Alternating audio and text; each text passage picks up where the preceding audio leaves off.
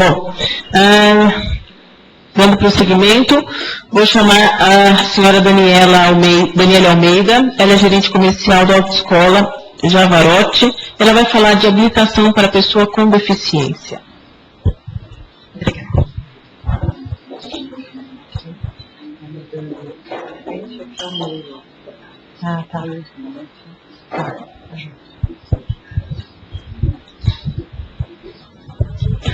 Bom dia, tudo bom?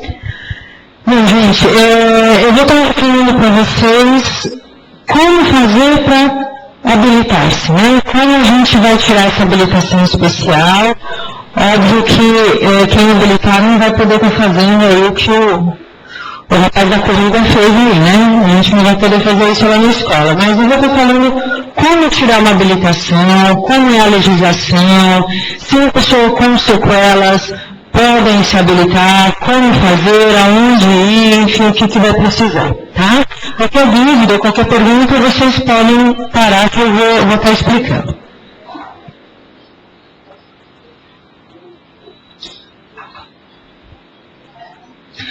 Quais são os tipos de deficiência para a gente poder estar tirando a habilitação? A cultura brasileira, ela coloca como a pessoa com deficiência física ou é cadeirante ou é amputado. Para tirar essa habilitação, são pessoas que têm limitações reduzidas, tá? Seja essas limitações visíveis ou não, ok? Então, a gente tem casos de paralisia cerebral, sequelas de hemiplegia, tetraparesia, tudo isso tem que ser avaliado de acordo com o relatório médico de cada candidato, tá? Então, como que é feito o processo? Eu vou estar falando primeiro de uma primeira habilitação, ou seja, a pessoa nunca tirou uma habilitação, tá? Nem antes da sequela e nem depois, não tem habilitação. Como que a gente vai fazer? Acho que está dando probleminha.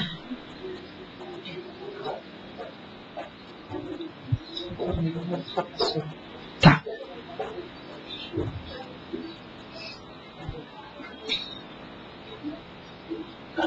Então, vamos lá. Primeira habilitação. Independente da pessoa ter uma sequela física, a legislação é igual para todos, tá? Como que é feito? A pessoa, primeiro, encaminha a sua documentação para a escola e a escola vai enviar essas informações para o DETRAN, através de um sistema, e o DETRAN vai marcar o pré-cadastro, ou DETRAN ou CIDETRANS, né? Depende do município onde o candidato mora. Aí, esse pré-cadastro serve para quê? Para checar se o candidato é maior de idade e alfabetizado. Feito esse pré-cadastro, nós vamos marcar a perícia médica. Essa perícia médica que deve ser feita em clínica credenciada e autorizada para atender as pessoas com limitações físicas. Não pode ser em qualquer clínica, né? Hoje tem que se atender uma portaria exigida pelo DETRAN. Nesse momento do exame médico, a gente tem que apresentar um relatório do médico particular, no caso do neurologista, ortopedista, enfim. A gente tem que apresentar esse relatório, ao qual o médico vai mencionar o que o candidato tem, aonde o candidato tem maior dificuldade e o CID, que é o Código Internacional da Doença. É aí que o médico encaminha o candidato para tirar essa habilitação especial e com as restrições médicas. Essa tabela de restrição emitida é uma resolução nova, emitida pela legislação, pelo CONTRAN, onde cada letra representa um tipo de cargo ou um tipo de adaptação. Isso o médico sem olhar o candidato no carro, tá? Isso só olhando o relatório e examinando, conversando com o candidato dentro da sala. Então, ele olha a sua tabela e verifica o tipo de carro ou tipo de adaptação. Então, você tem as adaptações, veículo automático, veículo adaptado, caso de lente corretiva, deficiente auditivo, dirigir com as mãos ou com o pé esquerdo, enfim. É aqui que o médico vai se basear de acordo com cada necessidade de cada um, tá? Feito esse exame médico, o candidato vai fazer o psicotécnico, vai fazer o psicotécnico e aí nós vamos fazer o curso teórico. Essa primeira parte, lembrando que é somente para as pessoas que não têm habilitação nenhuma. Né? Então, o curso teórico, o candidato minimamente faz próximo à sua residência, são 9 dias de curso, 5 horas cada dia, então são 45 horas de curso. Obrigatório? Obrigatório. Existe um sistema hoje que se chama biometria digital.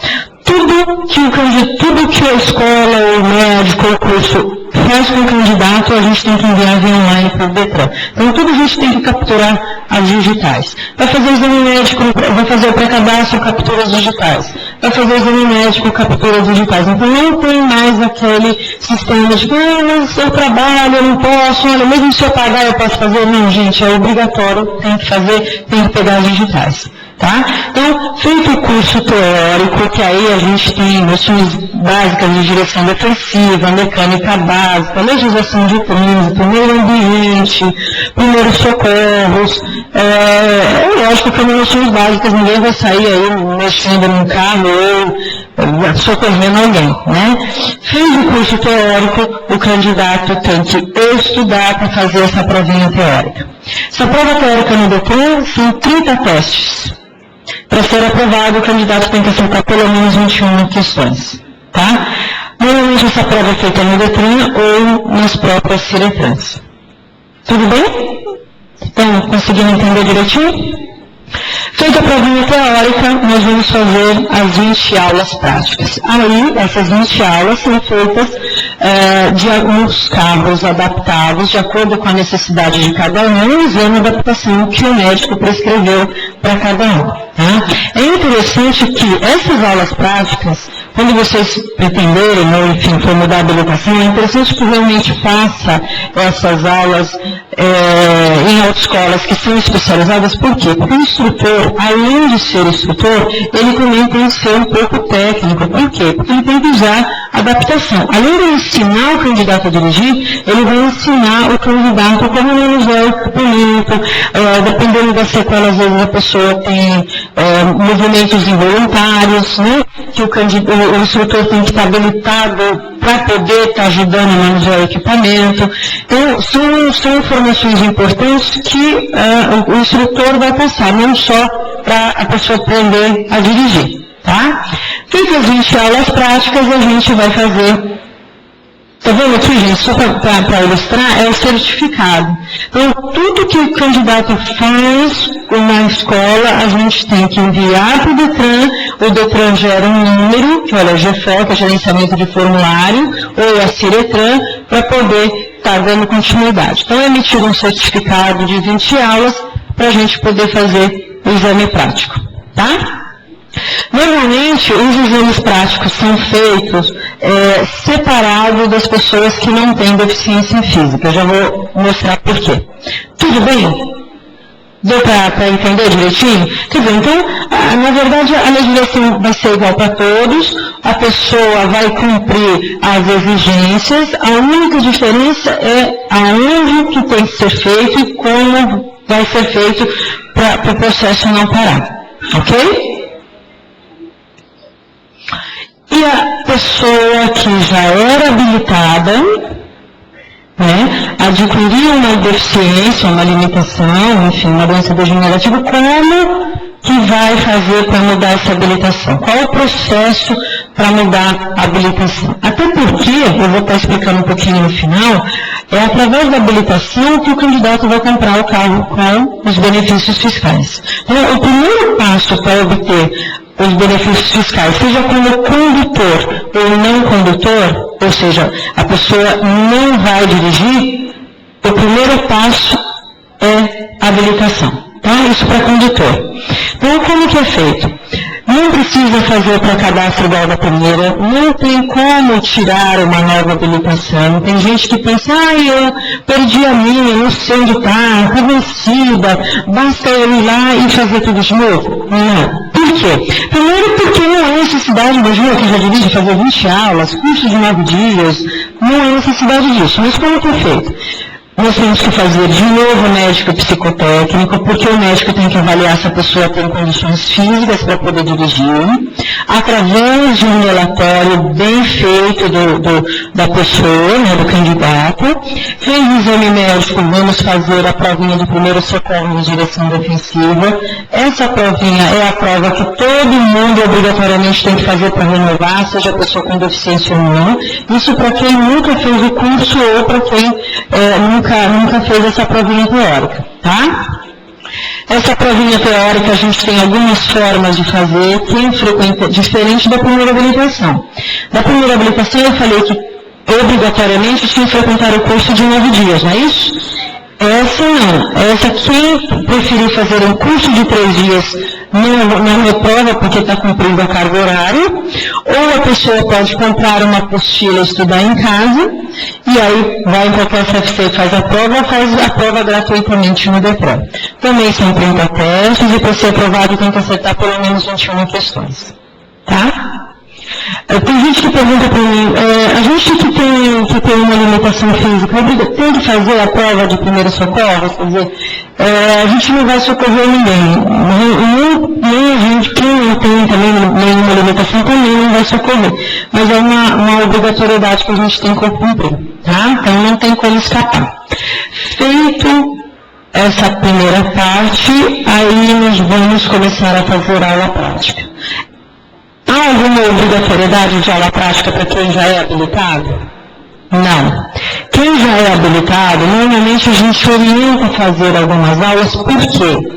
Porque a pessoa estava acostumada a dirigir de uma forma. Vocês viram que o Carlos mostrou, pessoa que eu não sei se passou algumas adaptações, mas assim, a pessoa estava acostumada a dirigir com os 4 membros, vamos colocar assim. Agora a pessoa tem que se condicionar a dirigir de uma outra forma, ou com 2 membros, ou com uma adaptação, ou com a perna esquerda. Então é interessante que o candidato faça a aula, para o instrutor orientar como vai manusear o equipamento, como dirigir um carro automático para quem nunca dirigiu, como acelerar e frear com as mãos, ou como dirigir com a perna esquerda, depende da sequela de cada um.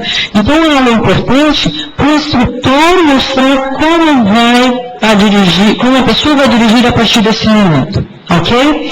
E também porque as pessoas vão ser submetidas a um exame prático. E nesse dia, o tempo que a pessoa tem de carta não vai ajudar muito. Né? Então, a gente tem casos de pessoas que falam, eu dirijo há 30 anos, imagina, não preciso dirigir, não preciso fazer aula prática. É interessante fazer por quê? Porque quem já dirige há 30 anos, por exemplo, uma coisa básica, a placa pare. Tem gente que é habilitada, né? Então, quem totalmente na placa para o carro totalmente? Hoje. Para totalmente, pelo menos não.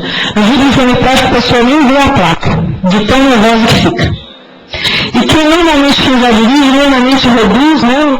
Olha no retrovisor, dá aquela olhadinha básica, o carro vai indo e a pessoa entra. O exame prático, nesses casos, são feitos no Shopping Aricanduva, aqui em São Paulo, né? No Auto Shopping, você passa por lá, por favor. Pode mais um. No Auto Shopping Aricanduva, lá na Zona Leste. Então, esse exame vai ter um médico lá também. Por quê? Porque o médico, na prática, tem que ver como que o candidato vai estar dirigindo.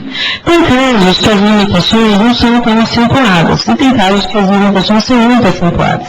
Então, se determinou que todos que vão dar para uma habilitação especial terão que fazer esse exame prático. O médico, ele não vai avaliar como o candidato vai se locomover até o carro e vai entrar no carro. O médico vai avaliar como vai estar dirigindo. É isso que ele vai avaliar. Eu tenho casos lá na escola de limitações de tetraparesia, por exemplo. Como é que ele vai entrar no carro sozinho, né? Não tem como.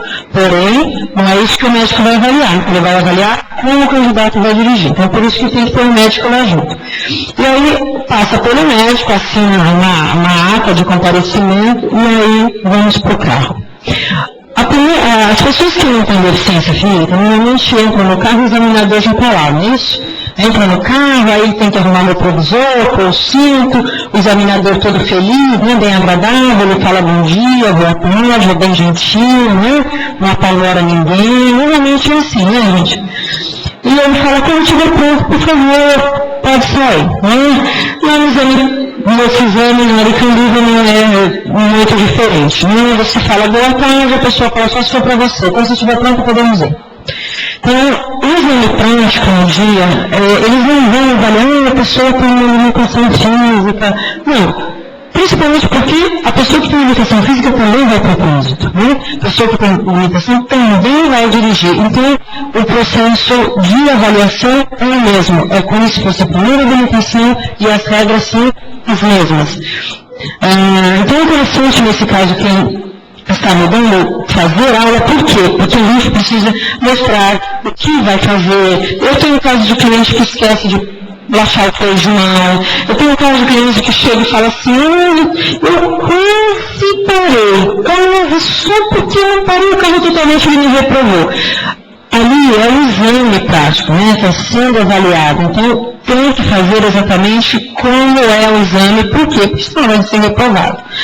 Só porque eu encostei um pouquinho na baliza, um pouquinho só, nem caiu a baliza, mas encostou, reprova. Então, a aula é importante exatamente para a gente orientar como fazer. É lógico que esse de aula normalmente são para homens, né, gente? Porque nós mulheres dirigimos muito bem, entramos muito bem nas balizas, mínimas aulas, bobagem, a aprovação maior é para nós, entendeu? Que conseguimos fazer várias coisas ao mesmo tempo. Então, eu esqueci que hoje a gente não pode fazer isso, porque no dia dos namorados, né, se a gente jogar contra, então, mentira, gente, é brincadeira, tá? Já me dirigem melhor que a gente, vamos ajudar, porque senão... Veja só, nessa fileira aqui, gente, normalmente as escolas acompanham os alunos, põe os alunos no carro, orienta com o cinto, olha, arruma já no provisor, por quê? Porque não é isso que vai ser avaliado. E às vezes o candidato precisa de ajuda de alguém da escola, o acompanhante, até para poder transportar o candidato da cadeira, enfim, tá? Ou até manejar o equipamento. Mas é interessante que realmente a gente treina para fazer essa prova. Fez a prova prática, foi aprovado, pode passar. Chega a tão famosa habilitação. Qual a diferença, você sabe me dizer, de uma habilitação comum para uma habilitação especial? Alguém arrisca? Oi? Veja que não tem um símbolo de deficiente, não vem trajado, não vem escrito que é deficiente, não vem o símbolo. A única diferença, gente, é o tipo de observação. Tá? É nessa hora que a gente percebe que é uma habilitação especial, porque é aqui que o médico vai encaminhar o tipo de carro ou o tipo de adaptação que a pessoa tem que utilizar. Tá? Então, veja aqui, nesse caso, está vindo adaptado automático com acelerador à esquerda. Aqui, essas mesmas letras C de casa e G de gato, quer dizer a mesma coisa. Então, hoje já não tem mais a escrita, hoje é representado por letras. As pessoas que vão tirar essa habilitação têm que tomar um cuidado devido a observar os seus dados pessoais. Coisas que normalmente, eu estou falando por mim, normalmente a gente pega o documento, obrigado, põe o bolso e vai e não observa os detalhes. É obrigatório que quando vocês retirarem a habilitação, vocês confiram por quê? Porque na hora da gente pedir as isenções, né, que tem direito, se tiver alguma coisa errada no documento, a Receita manda voltar todo o processo. Então é interessante que observe o nome, sobrenome, órgão emissor, porque quem quem já é habilitado, gente, que vai mudar para uma habilitação especial, normalmente o DETRAN ele não vai mudar aqui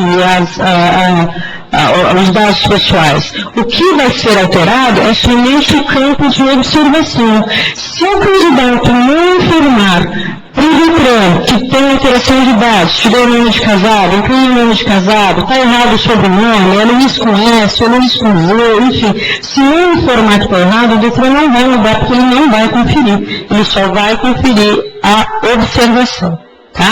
Então é interessante que faça por quê? Porque através dessa habilitação, nós vamos voltar ao departamento médico. Você pode passar para mim, por favor? Põe o próximo, por favor.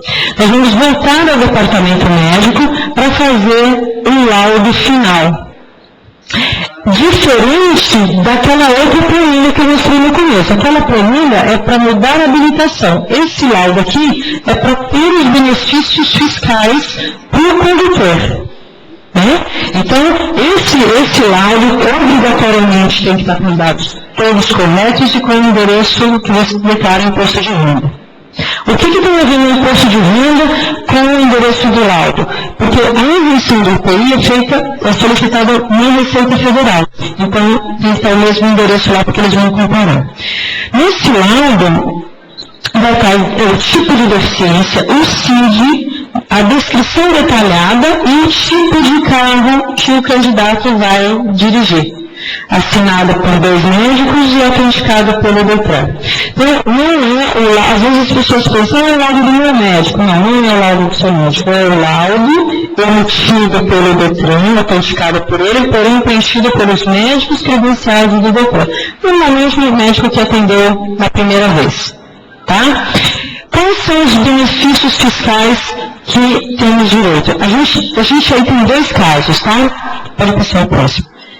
Nós temos o caso de condutor, ou seja, a pessoa tem condições físicas para dirigir, apesar da limitação, usando um carro especial, usando uma adaptação especial, e o não condutor. O não condutor, quem são os não condutores? São pessoas que têm deficiências visuais, deficiência mental, deficiências menores de idade, pessoas que realmente já estão no estágio que não vai dirigir. A pessoa que está nesse estágio, não condutor, é isento somente do IPI e do rodízio de São Paulo.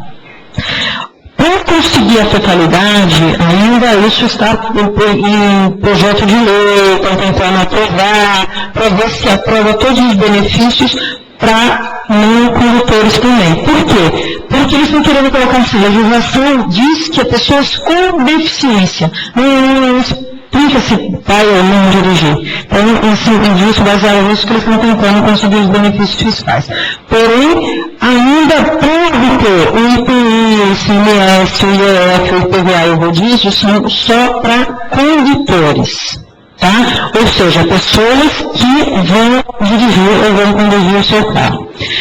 Às vezes, tem casos, a gente se depara com alguns casos, que a pessoa tem condições físicas para dirigir, porém não quer dirigir. Se a pessoa tem condições físicas para dirigir, é melhor que se tire a habilitação dela e faça o processo da compra de carro através da habilitação, mesmo que ela não vá dirigir, que os benefícios são maiores. Tá? Mesmo porque qualquer pessoa vai poder dirigir o carro dela. Então, ela pode tirar a habilitação, se ainda tiver condições, tira a habilitação e compra o carro, porém, ela não precisa estar dirigindo. Agora, para o não condutor, é só o IPI e o rodízio.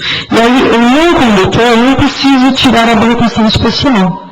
Não vai dirigir, não precisa tirar a habilitação especial. Daí, lembrando que o carro sempre tem que estar no nome da pessoa com deficiência física, né? E do não condutor também, tá? Mesmo sendo menor de idade. O IPI são 15%, ICMS 12%.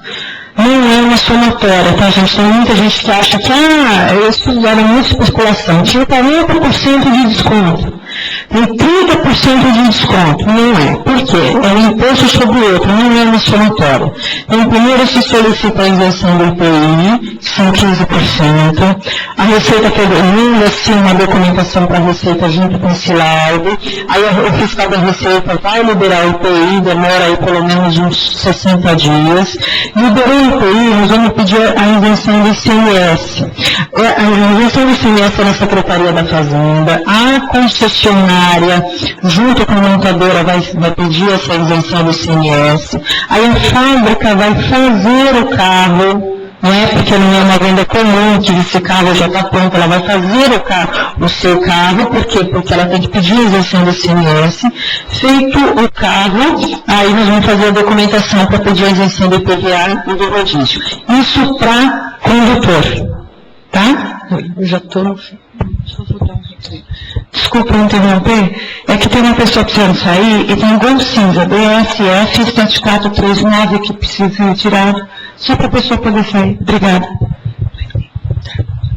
Então, não é uma somatória, eles falam 30%, me falaram que era 40%, não é tudo isso, porque não é uma somatória. Normalmente aí dá uns 22%, 25%, tá? Com o IPI, ICMS, mais o IPVA e o rodízio. O IOF é para quem vai financiar o carro. Então, tem aí o desconto da operação financeira. Não é de juros, tem muita gente que confunde, que acha que, não tem juros. Não é juros. É que tem um imposto, né, que a financiadora cobra para poder financiar o carro. Então, ela é isento do IOF, tá? Mais alguém, alguma dúvida? Entenderam a diferença da isenção para o condutor e a isenção para o não condutor? A isenção do não condutor não precisa de escola, da autoescola, enfim, é um outro tipo de processo. Normalmente, aí não precisa também do laudo médico do Detran, é o laudo do médico particular, é o laudo do SUS, né, que aí se pede a isenção do IPI na Receita Federal. Né? Então, aí você tem 15%. É interessante, gente, que se tiver interesse de comprar esse carro com benefícios, que compre o carro acima de 1.4. Por quê? Porque o carro 1000, as montadoras já têm um acordo com o governo do IPI ser só 8%. Então, acima de um carro 1.4, por exemplo, é 15%. Então, vale mais a pena do que está comprando o carro 1000, tá? Um detalhe, o IPI obriga o candidato a ficar com o carro 2 anos, o ICMS 3 anos. Então, se comprar, existe na compra do carro, existe um teto de R$70 mil. Então, os carros são nacionais no valor de R$70 mil. Acima de R$70 mil, pede a isenção do ICMS. Ok? Tem vários carros aí, não é por isso. Mas lembrando que o carro obrigatoriamente tem que ficar com o candidato. Se comprar com todos os benefícios, 3 anos, só com o IPI 2 anos. Ok? Tudo bem, gente? É friozinho, né? Tá com um coisa bonita, a fome, é o frio. Ou são dois, é isso aí. Bom, mas é mais ou menos isso que eu queria passar para vocês, né? Está mostrando que realmente, se a pessoa tem uma limitação, ela pode dirigir, se quiser, dá para a gente aproveitando aí também esses benefícios fiscais, né? Não impede, a gente tem casos de limitações muito acentuadas, e eu me coloco à disposição para poder estar tirando as dúvidas, enfim, dando um esclarecimento para vocês. Tá? Eu vou passar o próximo filme. É uma coisa que eu vi e queria passar para vocês, porque é até um incentivo. Tá? Está um pouco baixo, né?